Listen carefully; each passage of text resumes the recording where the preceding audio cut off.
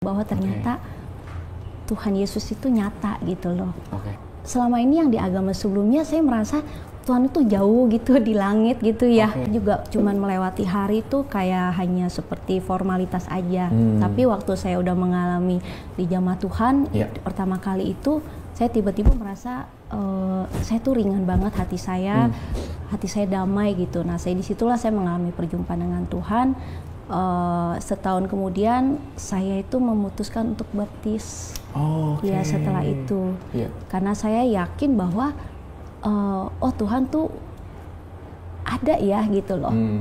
Saya merasakan loh kasihnya, Dia tuh menjamah saya. Ya udah, saya yakin bahwa ini jalan yang benar, di mana inilah jalan Tuhan yang bisa menyelamatkan hidup saya gitu. Yang tadinya nggak percaya juga jadi percaya bahwa ternyata Tuhan Yesus itu nyata gitu loh. Nah, kemudian juga sama-sama kita baptis. Shalom Bapak Ibu Saudara-saudara yang dikasihi Tuhan, jumpa kembali di channel YouTube saya. Kita akan mendengarkan kesaksian dari seorang ibu muslimah yang mana ia mengatakan bahwa di agama sebelumnya, yaitu agama Islam, Tuhan itu terlalu jauh di atas langit. Tetapi setelah percaya kepada Yesus sebagai Tuhan dan Juru Selamat, betul-betul ia merasakan bahwa Tuhan itu nyata.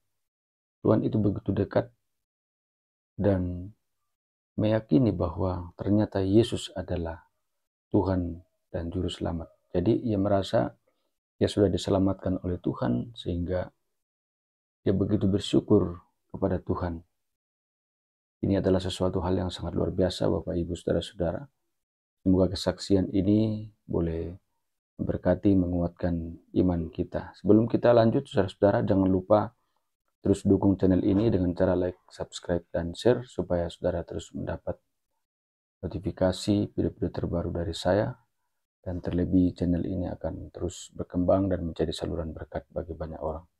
Karena itu dimulai kan dari pernikahan saya kemarin bulan September kan beberapa bulan yang lalu baru kami merayakan wedding silver kami.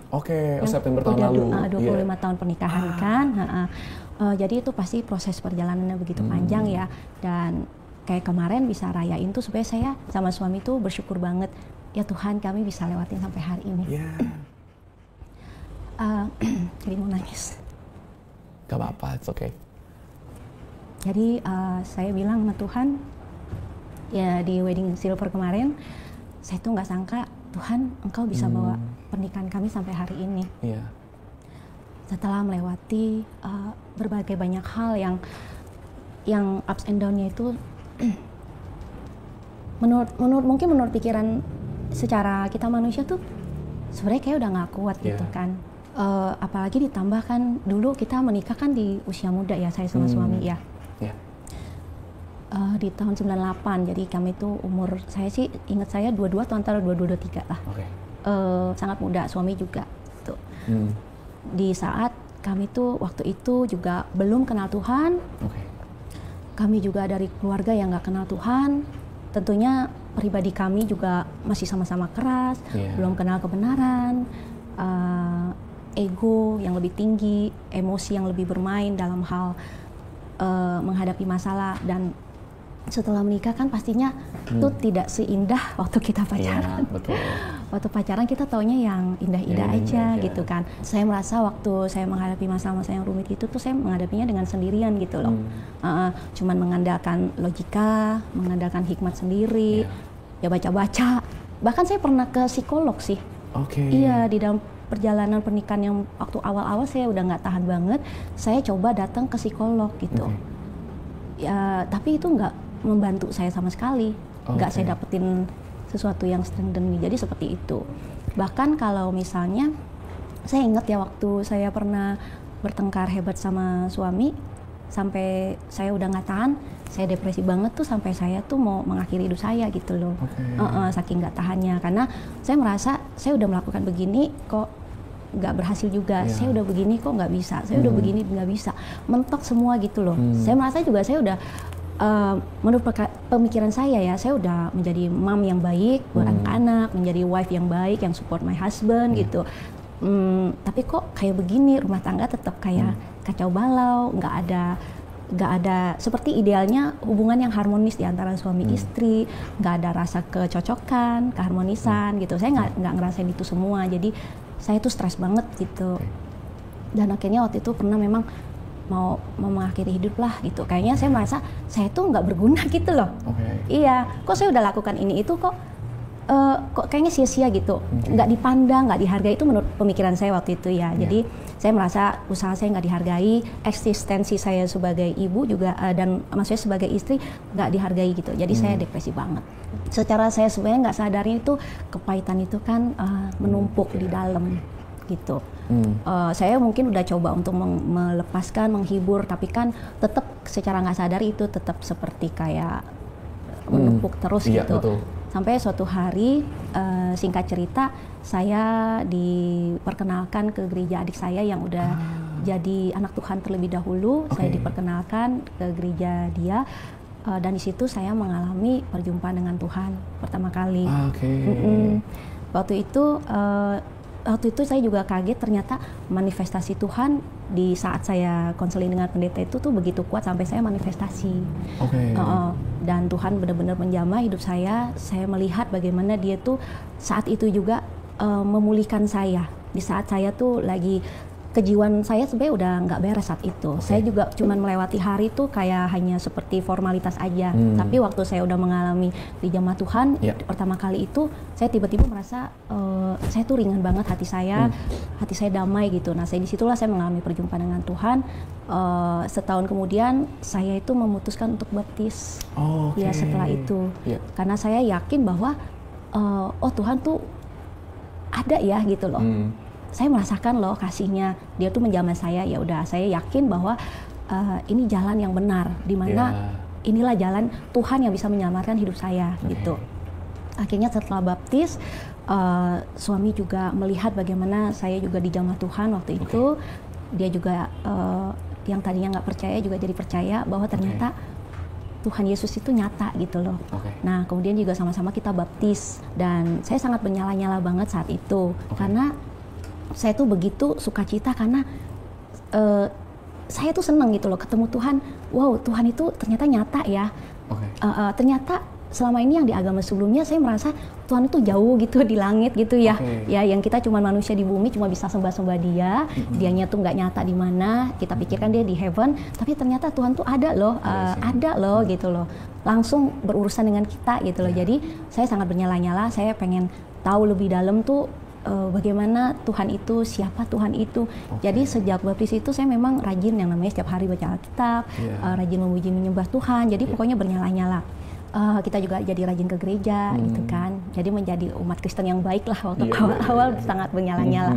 Rohnya sangat power, on fire with God ya. Kami berdua gitu. Nah, kemudian seiring perjalanan kami akhirnya karena semangat kami mengikuti Tuhan, kita lihat kebaikan Tuhan menolong kita secara pribadi. Saya sama suami juga akhirnya melayani Tuhan. Ya, di gereja yang kami setiap hari terlibat di sana. Terlibat di sana. Nah, pelayanan itu adalah pelayanan dikatakan healing movement ya. Seperti itu. Waktu kami melayanin, awalnya sih nggak ada masalah ya. Saya sama suami kelihatannya fine-fine aja. Kelihatannya. Seperti biasa kan kita selalu menampilkan wajah terbaik kita. Jadi kami suami istri itu sepertinya seperti terlihat di banyak sih yang ngomong ke saya ya, seperti kayak couple goals. Jadi terlihat kayaknya tampil harmonis, baik, nggak pernah ada masalah. Dan saya juga bukan tipe orang tuh yang suka expose masalah rumah tangga. Kan bagi saya kan seperti orang bilang, itu mah aib, jangan diomongin ke orang gitu. Jadi saya tuh terbiasa seperti itu. Jadi kalau saya secara nggak sadar sebenarnya masalah itu ada di dalam hati saya kok gitu loh. Masalah yang udah lama-lama itu gitu loh. Sebenarnya terpendam, cuman kan memang saya kan mencoba untuk udahlah forget it, nggak usah dijadikan masalah, kita hidup harus terus berjalan. Jadi kelihatan tuh dari luar kita fine-fine aja gitu. Dan balik lagi waktu orang melihat kita couple goals, awalnya sebenarnya kami pelayanan sebenarnya nggak ada masalah. Tapi secara saya nggak sadari kekosongan dalam diri saya itu, saya nggak sadar itu masih seperti pintu celah yang terbuka loh gitu loh kok.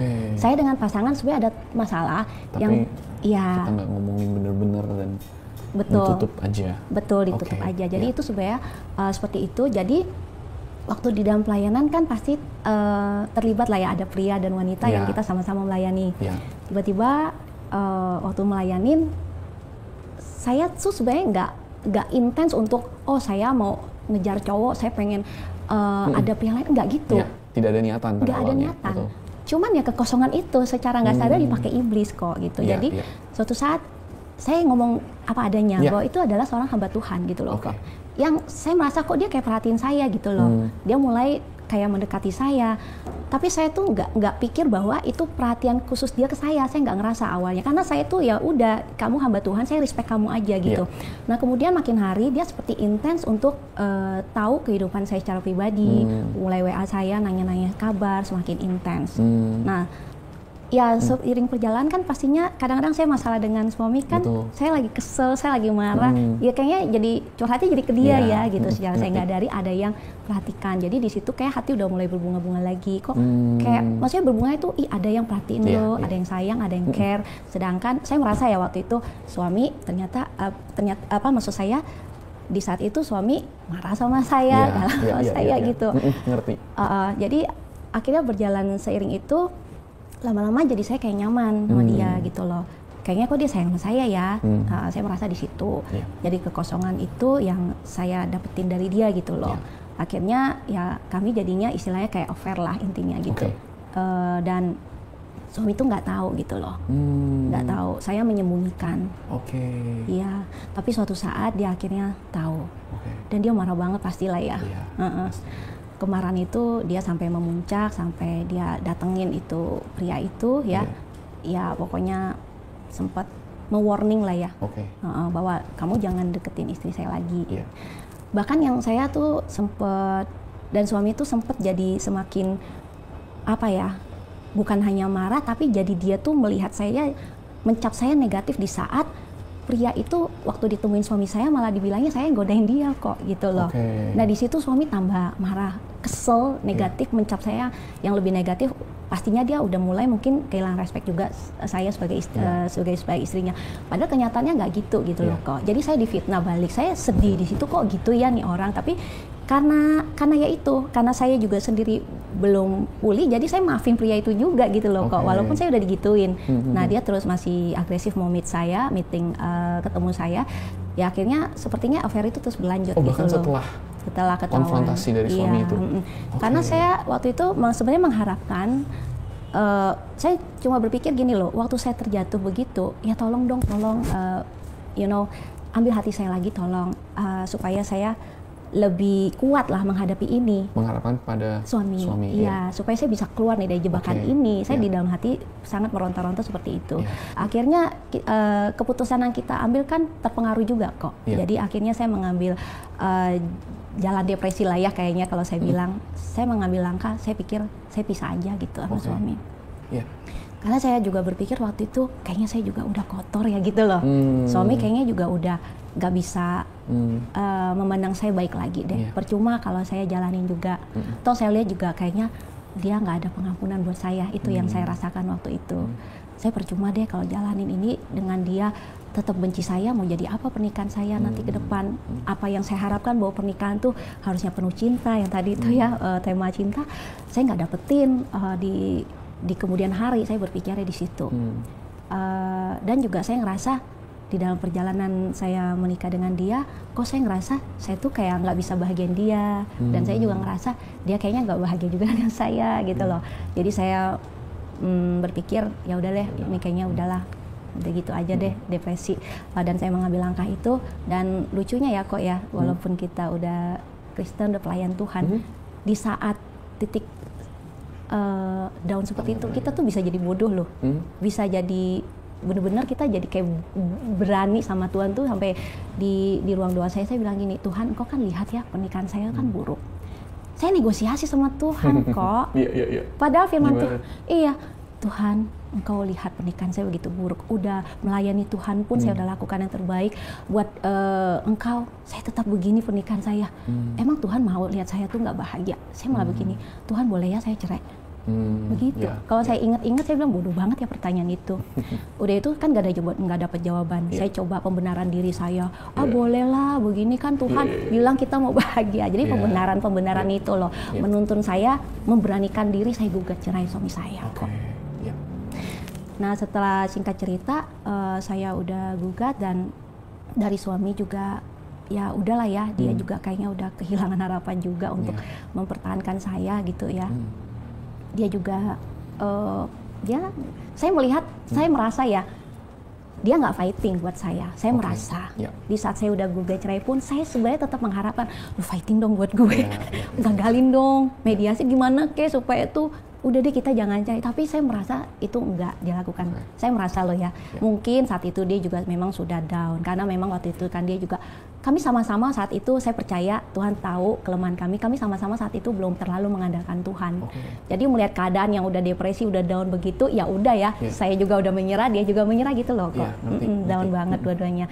Ya udah, jadi apa yang saya harapkan dia untuk hold the divorce, he didn't do that, dia nggak lakukan. Nah itu juga sedikit kecewa juga. Tapi ya sudahlah, saya percaya itu semua Tuhan izinkan. Karena memang kami saat itu juga masih lemah. Dan kemudian saya juga ngelihat dia memang udah ada someone else, ada wanita lain yang saya melihat ya udah, kamu kan sering bilang saya nggak bisa bahagiain kamu, saya bukan istri yang baik, saya bukan ibu yang baik. Ya udah kan kamu udah ketemu tuh, jadi saya berpikir ya sudah, kamu udah dapat, saya juga kayaknya udah ada deh tambatan hati lain. Saya berpikir itu loh, itu solusi yang saya berpikir. Oke, akhirnya setelah proses divorce kelar ya, udah selesai. Saya ingatnya setelah kertas itu keluar, saya merasa tuh kayak merdeka kok. Saya merasa kayak saya nggak ditekan lagi nih sama suami. Saya udah bebas dari amarah dia. Saya bisa bebas menjadi individu yang I'm happy with gitu loh. Cuman ya itu perasaan sementara sih kok. Ya, karena ya itulah, saya bersyukur tuh ya di tengah-tengah saya, berapa kali sih saya melihat bagaimana di tengah-tengah saya terpuruk, saya sedih, saya udah nggak percaya sama hidup saya ke depan. Jadi mau nangis. Nggak apa-apa. Tiap kali saya cerita tentang itu kayak pengen nangis terus. Kalau kita ingat kebaikan Tuhan itu respon yang sangat natural.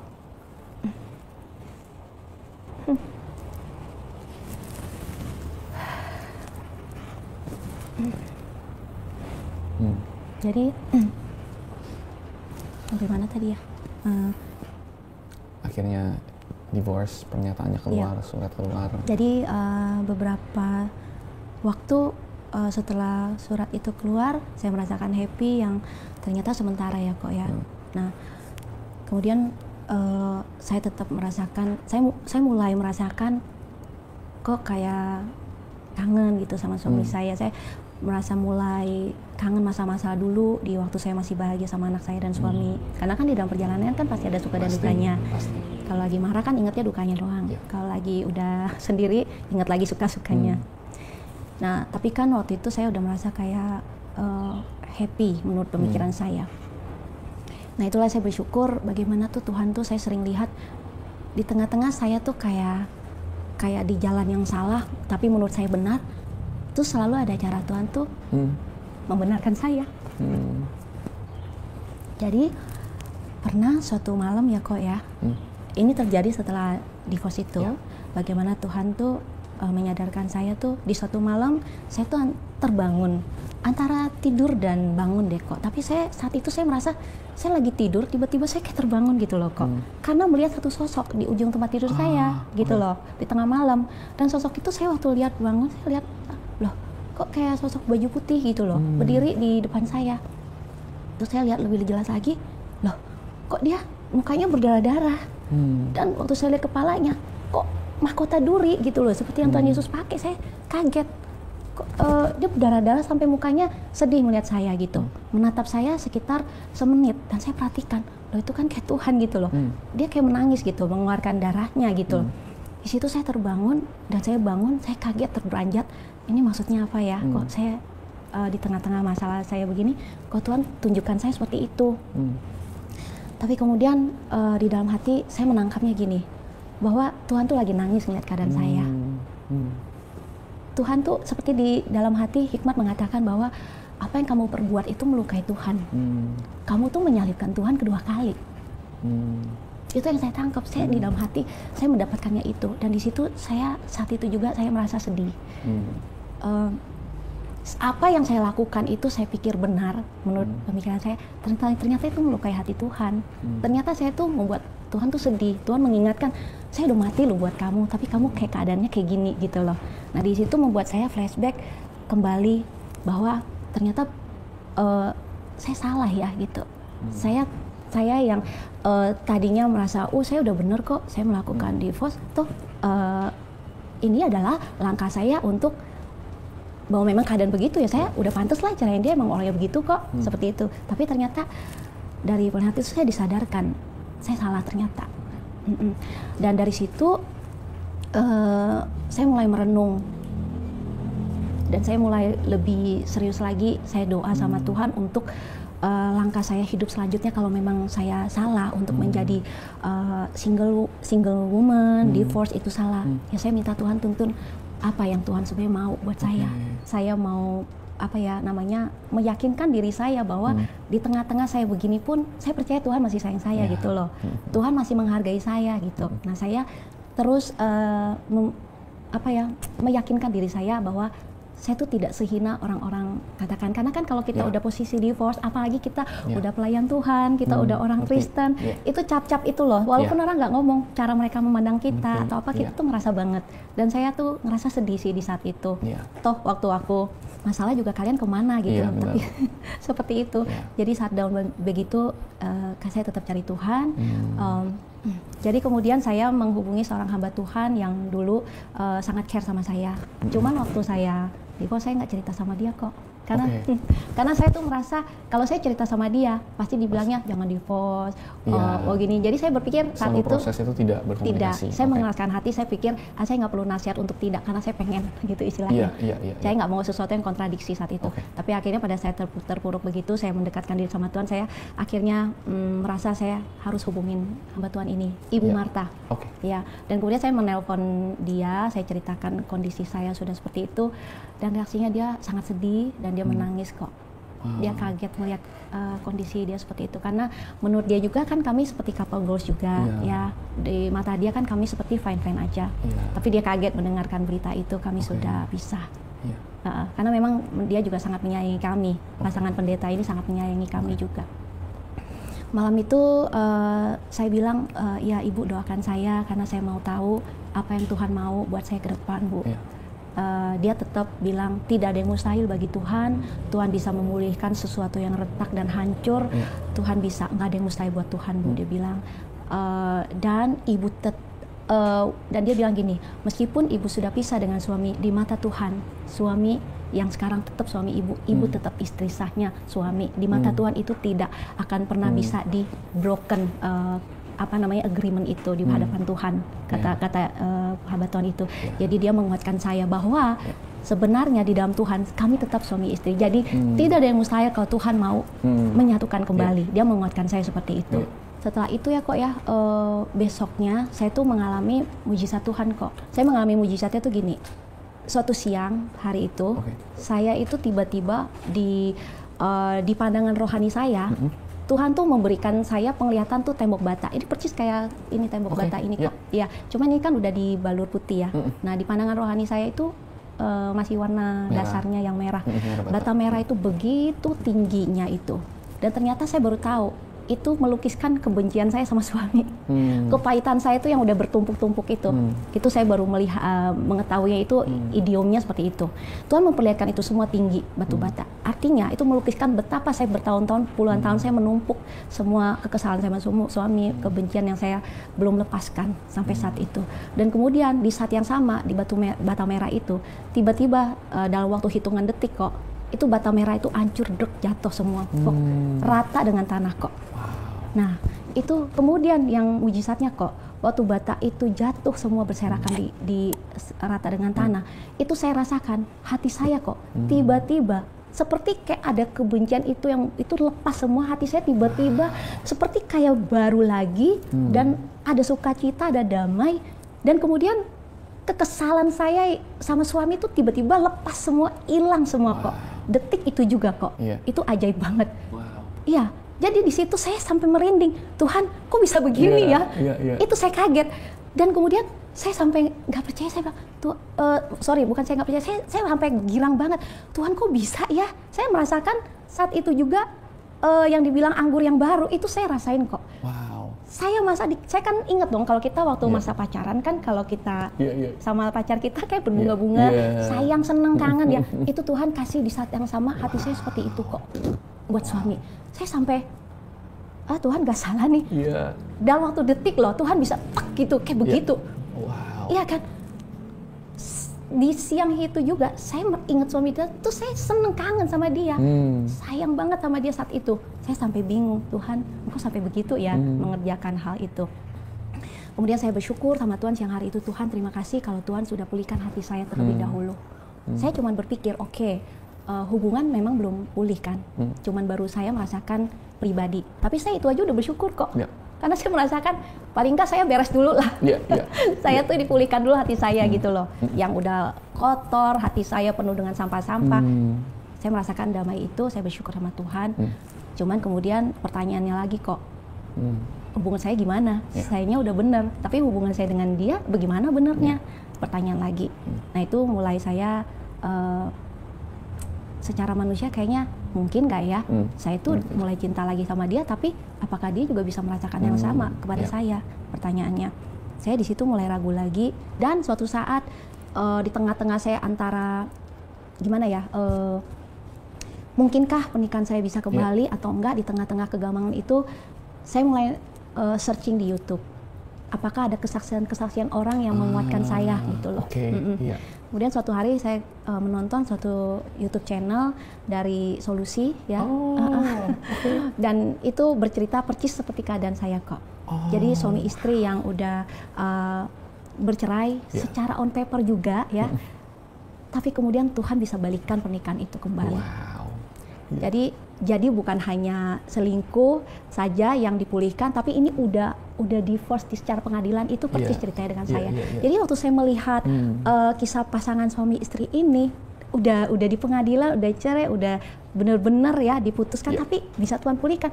Loh, berarti saya juga pasti bisa. Sangat menguatkan pasti ya. Sangat menguatkan saya. Itu memberikan saya pengharapan lagi kok. Kemudian karena saya terinspirasi dengan cerita ini, menguatkan iman saya. Kemudian kan di situ ada kolom yang bilang hubungin. Akhirnya ya udah dong, saya hubungin. Karena saya juga ingin impartasi nih mujizat Tuhan buat saya. Saya mau dikuatkan. Nah, akhirnya saya telepon Solusi. Saya dikuatkan oleh hamba-hamba Tuhan yang dari Solusi, menguatkan saya, mendoakan saya. Dan lucunya gini loh ya, kalau dari Solusi yang saya terima adalah waktu kita curhat kepada mereka, tidak ada satu penghakiman pun buat saya. Itu. Dan juga mereka setia mendengar, mereka sabar mendengarkan kisah sedih saya, curhat saya. Itu mereka sabar tanpa istilahnya embel-embel. Kita memang butuh firman ya, cuman kalau saat kita terpuruk, kita mau bercerita, orang tuh sebenarnya kadang-kadang firman Tuhan keep aja dulu, tapi kamu dengerin aja deh, itu sebenarnya udah healing buat saya kok.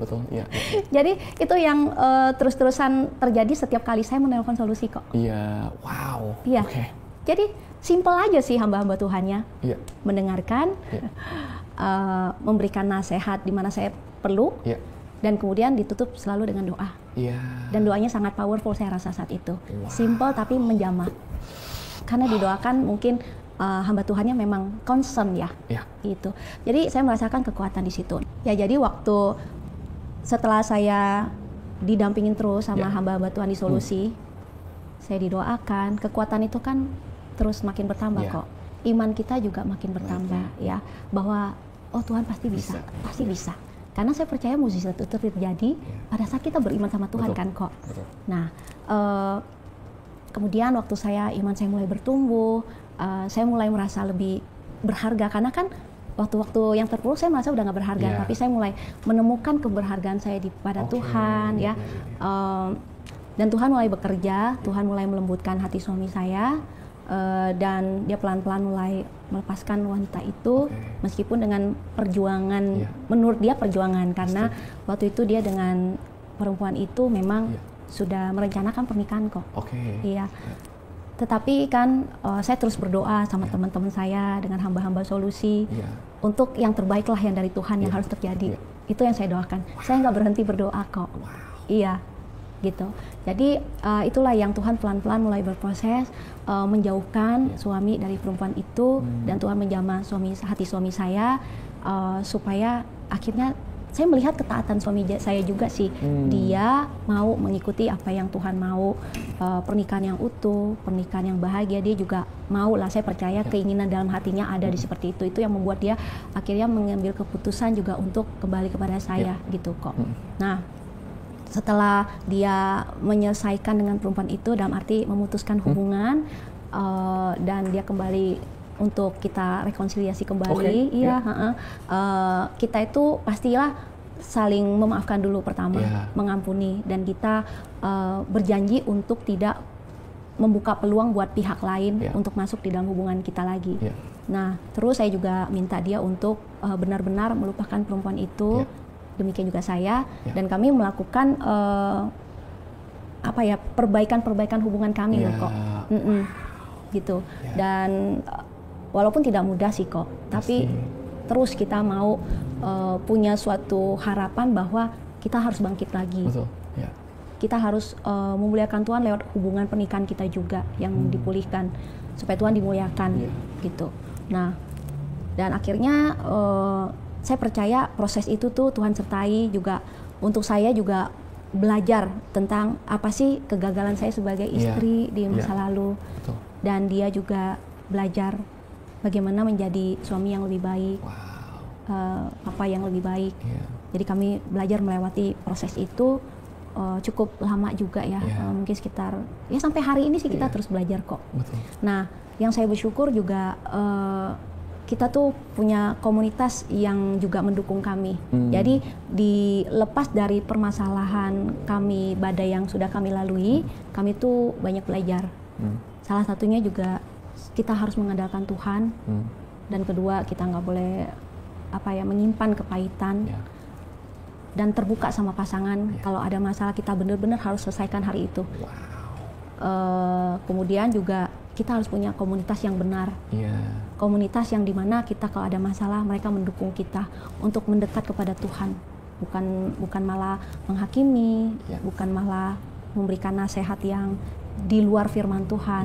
Nah, jadi sekarang ini kita tuh benar-benar mau mengandalkan Tuhan 100%. Di situ kami belajar gitu kok. Wow, thank you Kak Ana udah bercerita dengan terbuka setiap perjalanannya. Kadang kita sebagai anak Tuhan terutama ya, sebagai anak Tuhan yang percaya, baca Alkitab, percaya, kadang-kadang kita tuh membayangkan bahwa perjalanan hidup ini akan rapih, manis, gitu kan. Seakan apalagi kalau kita udah terima Tuhan, kalau kita deket sama Tuhan, kita ke gereja, kita pelayanan, pasti Tuhan bikin semuanya baik-baik aja. Tapi kenyataan hidup tuh nggak kayak gitu. Bahkan kalau kita lihat di dalam Alkitab, isinya adalah orang-orang yang hidupnya berantakan. Dan cerita Kak Ana bagaimana Tuhan memulihkan perjalanan up and down and up and down and up and down dan up and down, bahkan sampai hari ini juga terutama pasti masih ada. Tapi lewat up and down itu pelan-pelan makin lama up and down, tapi makin lama makin naik. Dan saya percaya itulah realita, bahwa hidup itu sulit, tapi Tuhan itu baik, dan dua-duanya itu bisa terjadi berbarengan di tengah kelemahan kita, di tengah kesalahan kita, di tengah kebodohan kita, di tengah kehancuran kita, kebobrokan kita, rasa sakit hati kita, luka kita. Kebaikan Tuhan, kasih setianya bisa terus ada kalau kita terus membiarkan Tuhan tetap ada di dalam kehidupan kita. Dan mungkin ada orang yang hidupnya manis dan rapih, tapi belum tentu juga yang dari depan, dari luar manis dan rapih, belum tentu belakangnya manis dan rapih. Tapi this is the reality, ini adalah kenyataan. Dan makanya aku teringat Paulus bilang, cukuplah Tuhan di dalam kehidupan kita, karena di tengah-tengah kelemahan kita, kasih setia Tuhan dinyatakan. Dan pada saat ini, karena bercerita seperti itu, aku yakin banyak teman-teman sahabat solusi yang lagi ngedengerin, dan mungkin kayak bagaimana dulu Kak Ana mendapat kekuatan dari cerita kisah solusi, sampai itu memberikan Kak Ana harapan.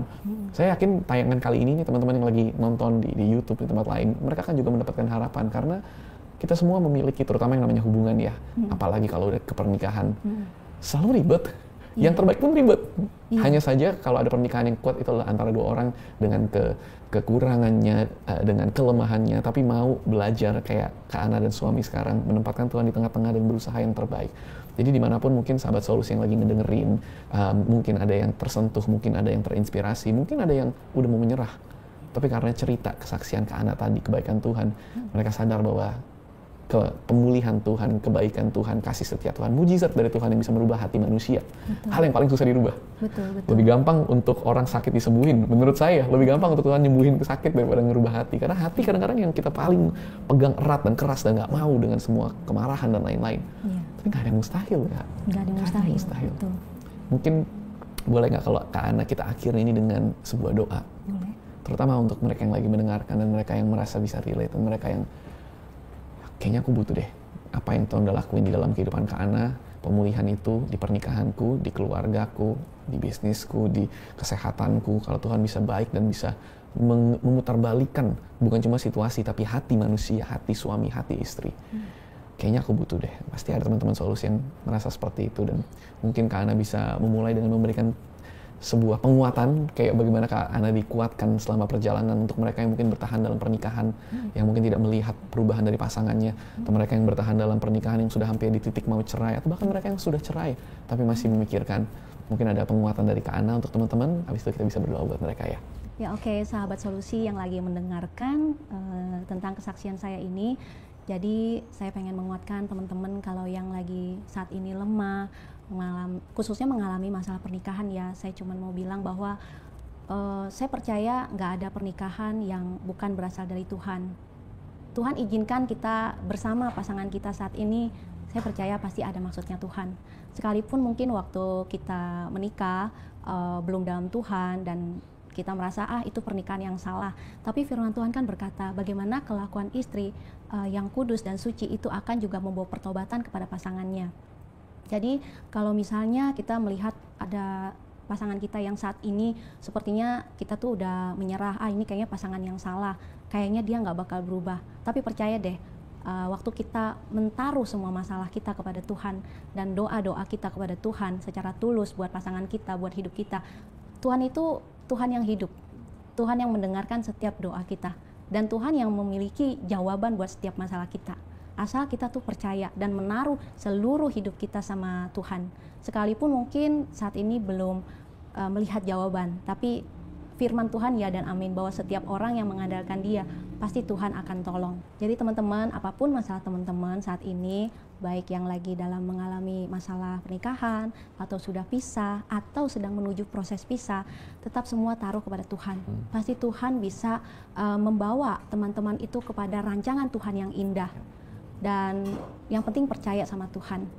Juga memiliki komunitas yang sehat, yang bisa menguatkan teman-teman, dan jangan pernah berhenti berdoa. Demikian video ini saudara-saudara, semoga bermanfaat, menguatkan iman kita, supaya kita semakin bertumbuh dalam Tuhan, semakin meyakini bahwa Yesus adalah Tuhan dan Juru Selamat, sehingga tidak ada apapun yang akan memisahkan kita dari Kristus, karena saudara yang percaya adalah orang yang sudah diselamatkan oleh Tuhan. Sampai jumpa di video-video berikutnya dan Tuhan Yesus memberkati.